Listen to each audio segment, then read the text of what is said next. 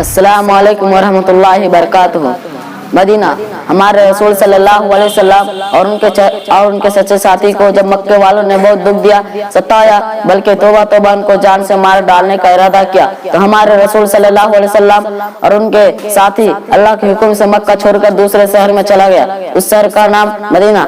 मदीने के लोगों ने आप सल्लल्लाहु अलैहि वसल्लम को अल्लाह का रसूल माना, आपको और आपके साथी को जगह दिया, जान और माल से साथ दिया। मदीने से इस्लाम हर जगह फैली। हमारे रसूल सल्लल्लाहु अलैहि वसल्लम एक मस्जिद बनाई थी।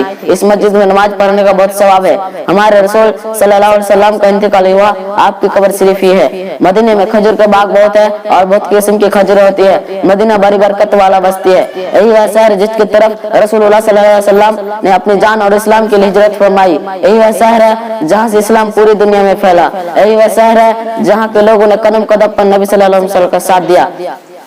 यही वह शहर है जहाँ पर नबी के बनाई हुई मस्जिद नबी है। यही वह शहर है जो पूरी दुनिया में सबसे ज्यादा सुकून व इत्मीनान वाला जगह है।